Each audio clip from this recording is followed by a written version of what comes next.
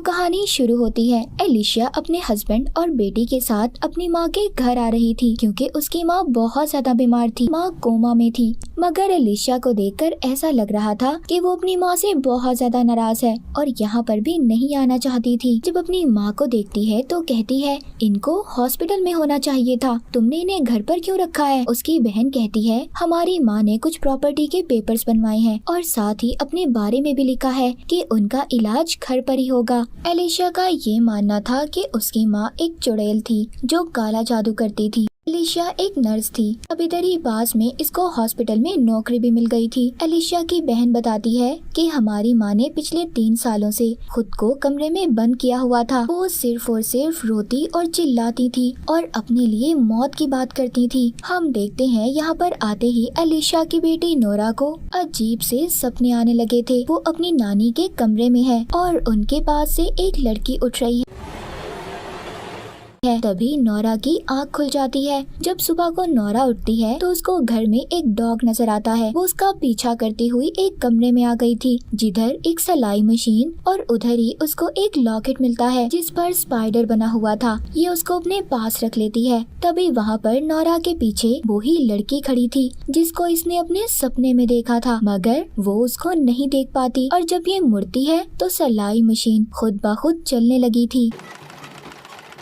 अब जिसके बाद खैर नोरा को पहले एलिशिया स्कूल छोड़ती है और फिर खुद हॉस्पिटल चली जाती है, मगर इसका हस्बैंड घर पर अकेला था। वो इलेक्ट्रिशियन था जो घर पर रहकर छोटे मोटे काम करता था। अब वो तभी एक कमरे में जाता है जहाँ पर बहुत सारी ऐसी चीजें पड़ी थी जिसको काले जादू के लिए इस्तेमाल किया जाता था। अब इसको भी यकीन हो गया था कि एलिशिया की माँ चुड़ैल थी जो काला जादू करती थी। जब ये उसकी माँ के कमरे में बैठा था तभी वो अपनी एक आँख खोलती है जिससे एलिशिया का हस्बैंड डर गया था और कमरे से बाहर आ जाता है। अगले दिन इनके घर पर वकील आता है जो प्रॉपर्टी के पेपर्स पढ़कर सुनाता है कि एलिशिया की माँ ने सारी जायदाद अपनी नवासी नोरा के नाम कर दी है। सब सुनकर बहुत हैरान थे और एलिशिया की बहन को तो बिल्कुल अच्छा नहीं लगता। तभी नोरा अपनी नानी यानी कि एलिशिया की माँ के पास जाती है और उनसे ऐसी बातें करने लगती है कि जैसे वो उसकी बातों का जवाब दे रही हो। तभी नोरा के डैड उधर आते हैं और आकर उसे वहाँ से ले जाते हैं। अब वहीं पर जो एलिशिया के अंकल वकील के साथ आए हुए थे वो बताते हैं, तुम्हारी माँ कोई बुरी औरत नहीं थी बल्कि अपने हस्बैंड की मौत के वो कुछ पागल सी हो गई थी, जिसके बाद उन्होंने ये सब शुरू कर दिया। और एलिशिया, तुम्हें तो अपनी माँ का शुक्रिया अदा करना चाहिए। मैं जानता हूँ तुम्हारे हालात अच्छे नहीं हैं और नोरा जो अब जायदाद की वारिस बन चुकी है तुम्हारी बहुत मदद होगी। आखिरकार वो तुम्हारी बेटी है। मगर एलिशिया की बहन को तो बहुत गुस्सा आ रहा था क्योंकि उसकी माँ ने उसके लिए कुछ नहीं छोड़ा था और गुस्से में यहाँ से चली जाती है। दूसरी तरफ नोरा अपने बाल काटकर उसी लॉकेट में रख लेती है। सुबह को ये जब स्कूल जाती है तो इसे वहाँ पर वो ही लड़की मिलती है जिसको इसने अपने सपने में देखा था। अब वो लड़की न जाने कहां से आई थी। ये उस लड़की से बातें करने लगती है क्योंकि स्कूल में इसका कोई दोस्त नहीं था। घर पर एलिशिया की बहन उससे कल के लिए माफी मांगती है। तभी उन दोनों को चीखने की आवाज आती है जो नोरा की थी। वो अपनी नानी यानी कि एलिशिया की माँ के कमरे में थी। अब एलिशिया जल्दी से कुल्हाड़ी लाती है और दरवाजे को खोलकर अंदर आती है जहाँ पर सब कुछ बिखरा हुआ था। नोरा पर उस कमरे में झूमर गिर जाता है जिस वजह से वो बेहोश हो गई थी। अब दोनों नोरा को दूसरे कमरे में लेकर जाती हैं तो एलिशिया की बहन को नोरा के पास से वही लॉकेट मिलता है जो उनकी माँ का था। अब ये एलिशिया से कहती है, तुम प्लीज अपनी बेटी पर नजर रखो। मुझे लगता है हमारी माँ नोरा को उसी शीशे के सामने लेकर जाना चाहती है। मगर एलिशिया को कुछ याद नहीं था। अब उसकी बहन उसको याद करवाती है। कहती है, बचपन में जब उस रात हमारा कजन भी हमारे साथ था और उस रात वो मुझे और हमारे कजन को शीशे के सामने ले गई थी, तभी हम बूढ़े लगने लगे थे। ये सब बातें सुनकर एलिशिया को गुस्सा आता है। अब वो अपनी माँ के कमरे में जाकर ऑक्सीजन बंद कर देती है। तभी उसकी बहन आकर उसे रोकती है और उसका हस्बैंड दोबारा से ऑक्सीजन मशीन को चला देता है, जिसके बाद अब ये सारे सामान को जला देते हैं जो काली जादू का था और नोरा इनको खिड़की से देख रही थी। अब जब ये सारा सामान जलाकर घर के अंदर वापिस आते हैं तो घर की लाइट बंद थी। नोरा एलिशिया से पूछती है, आप लोग क्या जला रहे थे? वो कहती है, कुछ नहीं, बस थोड़ा सा फालतू सामान था। और वो अब अपनी बेटी को मना करती है, बेटा तुम अपनी नानी के कमरे में नहीं जाओगी। तभी हम देखते हैं कि जो सामान इन्होंने जलाया था उस पर वही बच्ची चल रही थी जो नोरा के सपने में आई थी और उसको स्कूल में भी मिली थी। अब ये बच्ची एलिशा की माँ की आवाज में बात कर रही थी क्योंकि एलिशा की माँ ने बच्ची के जिस्म को अपने काबू में कर लिया था। अगले दिन एलिशा के हस्बैंड को काम के सिलसिले में फोन आता है। अब वो एलिशा को बताता है कि जब मैं ये काम खत्म कर लूंगा हम ये शहर छोड़कर चले जाएंगे। उधर जब एलिशा की बहन अपने स्टोर पर काम कर रही थी तभी उसको अपनी माँ का पुराना ख्याल आता है कि कैसे बचपन में वो इसको तकलीफ देती थी और उन्होंने अपना जादू करते हुए इसके मुँह में हाथ डालकर एक दांत भी तोड़ दिया था। तभी प्रेजेंट यानी मौजूदा वक्त में हम नोरा को देखते हैं जो उस बच्ची के साथ बैठी थी जो उसके सपनों में आती थी। ये दोनों अब दोस्तें बन जाती हैं। तभी वो बच्ची नोरा को वही लॉकेट देती है जो एलिशा की बहन ने उससे ले लिया था। मतलब उस बच्ची के अंदर एलिशा की माँ की रूह आत्मा थी। तभी उधर घर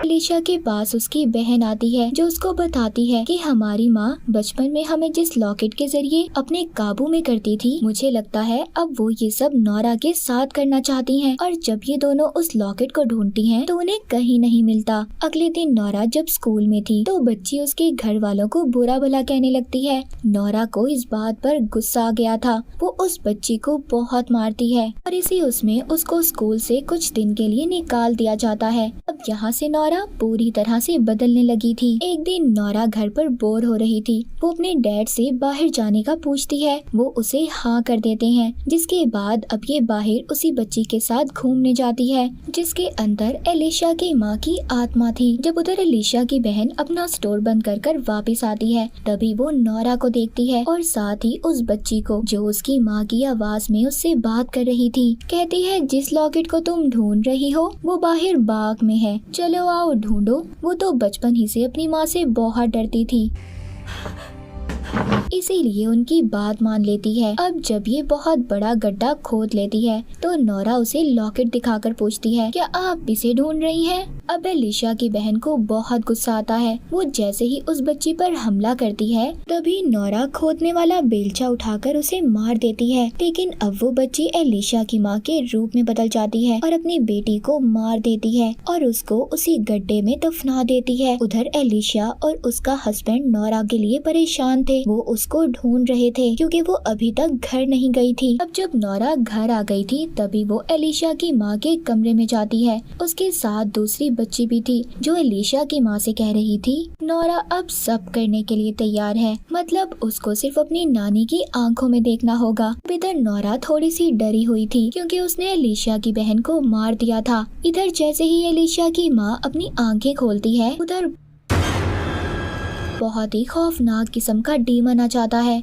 और अब कोई काले रंग की चीज नोरा के चेहरे से चिपकती है और उसके मुंह के अंदर चली जाती है जिसके बाद नोरा अब पूरी तरह से बदल चुकी थी। अब एलिशा अपनी बहन को ढूंढना शुरू कर देती है। वो कहीं पर भी नहीं मिल रही थी कि अब जब उसके घर जाती है तो वहाँ पर ये देखती है एक डॉग उधर घूम रहा था जिधर एलिशा की माँ ने इसकी बहन यानी कि अपनी बेटी को दफनाया था। तो नोरा उधर जाकर उस डॉग को टांग मारकर भगाती है। ये सब करते हुए एलिशा ने उसे देख लिया था। नोरा उसके साथ भी बहुत ही अजीब तरह से पेश आ रही थी मगर उसे तब भी कुछ पता नहीं चलता। अब ये अपने हस्बैंड के साथ जाकर पुलिस में अपनी बहन के गुम होने की रिपोर्ट लिखवा देती है। तभी नोरा एलिशा की बहन के घर जाकर उस डॉग को मार देती है। उसकी कब्र के गिर्द घूम रहा था।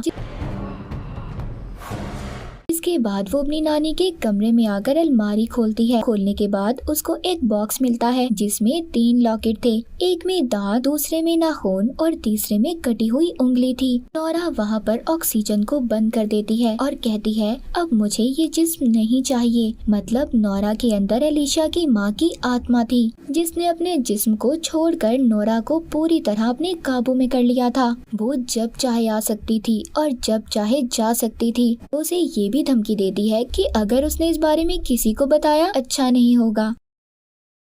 अब रात को खाना खाते हुए एलिशा का हस्बैंड उससे पूछता है कि तुम्हारे डैड कैसे मरे थे। वो बताती है मेरे डैड हर वक्त बाहर रहते थे। एक दिन जब वो घर वापस आए तो मैं और मेरी बहन अपने डैड के साथ खेलना चाहती थी मगर मैं सीढ़ियों के नीचे छुप गई और जब वो मुझे ढूंढने आए तो सीढ़ियों से नीचे गिरकर उनकी मौत हो गई। जिसकी वजह से मेरी माँ हमेशा मुझे और मेरी बहन को हमारे डैड की मौत का कसूरवार समझती थी। तभी नोरा कहती है कि तुम झूठ बोल रही हो। ये कहकर वो चली जाती है कि उसके अंदर तो एलिशा की माँ की आत्मा थी। नोरा के डैड जब ये देखते हैं तो वो अपनी बेटी का ऐसा रवैया देखकर कहते हैं, मुझे जल्द ही सब काम खत्म कर वापस जाना होगा। अब नोरा एलिशा की माँ के कमरे में जाती है और पूछती है कि आप एलिशा को मारने वाली हैं? वो कहती है नहीं, मैं उसके हस्बैंड को मारूंगी ताकि वो सारी जिंदगी तड़पती रहे। ये सब बातें एलिशा ने भी सुन ली थी और अपने हस्बैंड को घर आने का कहती है, मगर वो फोन नहीं उठा रहा था। जब ये अपनी माँ के कमरे में जाकर देखती है तो उधर कोई भी नहीं था। इसको बेसमेंट से आवाज आती है। ये जब जाकर देखती है उधर इसकी माँ थी जो अचानक इसके सामने आ जाती है। तभी हम देखते हैं कि एलिशा का हस्बैंड भी आ चुका था। वो अपनी बेटी नोरा से पूछता है तो वो बताती है कि वो बेसमेंट में है। यहाँ पर हमें पता चलता है कि एलिशा के डैड की मौत किस तरह हुई थी। वो दरअसल जब एलिशा को ढूंढ रहे थे तब उनके पाँव को एलिशा ने पकड़ लिया था और वो फिसल जाते हैं। रास्ते में हिरन का सर पड़ा था, उसका सींग जो उनकी गर्दन के आर पार हो गया था और उनकी मौत हो जाती है। इसी वजह से इसकी माँ इससे नफरत करती थी। वो समझती थी कि एलिशा की वजह से उनके हस्बैंड की मौत हुई है। अब दोबारा से कहानी प्रेजेंट में आती है जहाँ पर एलिशा अपनी बेटी को देखती है जिसको ऑक्सीजन लगी हुई थी। तभी उसकी माँ बेड के नीचे से आकर उसका गला पकड़ लेती है कि उसका हस्बैंड आकर उसे बचाता है। अब क्योंकि एलिशा की माँ बहुत ताकतवर थी इसीलिए वो उसके हस्बैंड का हाथ चीर देती है, मगर वो फिर भी उस पर चाकू से हमला कर रहा था। वो उसको मार कर नीचे गिरा देती है। उसी वक्त नोरा आकर पीछे से उस पर हमला कर देती है क्योंकि ये पूरी तरह से एलिशा की माँ के काबू में थी। ये अपने डैड को काट लेती है। उसको समझ नहीं आ रही थी कि पीछे से किसने उसे पकड़कर उस पर हमला किया है। तभी वो नोरा को नीचे गिरा देता है। जब वो ये देखता है कि ये तो उसकी बेटी थी वो परेशान हो गया था। अब यहाँ पर एलिशा जानती थी अगर उसकी माँ जिंदा रहेगी तो नोरा भी जिंदा रहेगी। वो अपनी माँ को सांस देती है तभी नोरा भी जिंदा हो जाती है। जिसके बाद कहानी में हम एलिशा की माँ को हॉस्पिटल में देखते हैं। उनके पास नोरा आती है, कहती है आपको ये दुनिया छोड़कर जाना होगा। वो ऑक्सीजन को बंद करके वहाँ से जाने लगती है। उसके पीछे उसके नाना भी थे। जैसे ही वो पीछे मुड़ती है उसके नाना एक अजीब से डीमन में बदल जाते हैं और एलिशा की माँ भी नोरा का गला दबाने लगती है। तभी नोरा को होश आ जाती है। मतलब ये सब उसका एक सपना था। वो अपने माँ बाप से कहती है कि आप लोगों को मैं बहुत प्यार करती हूँ। इसके बाद हम गुमशुदा होने का पोस्टर देखते हैं जो एलिशा की बहन और उसी बच्ची का था जो नोरा के साथ होती थी। ये दोनों मर चुकी थी मगर इसके बारे में कोई नहीं जानता था। अब कहानी के आखिर में हम नोरा को देखते हैं जो एलिशा और अपने डैड के साथ घर वापस जा रही थी। तभी वो गाड़ी की सीट पर बैठकर कुछ खुरच रही थी। ऐसा ही एलिशा की माँ भी करती थी। मतलब अब भी उनकी आत्मा नोरा के अंदर थी। शायद एलिशा का कभी पीछा नहीं छोड़ेगी। कहानी के आखिर में हम जान पाते हैं कि एलिशा की माँ अपने हस्बैंड की मौत की जिम्मेदार अपनी बेटियों को समझती थी। वो एलिशा की इसलिए दुश्मन थी क्योंकि उसको ऐसा लगता था कि इसने अपने डैड को जानबूझकर मारा है, इसीलिए उसने काला जादू सीखा, एक डायन बन गई। इसी के साथ ये मूवी यहीं पर खत्म हो जाती है।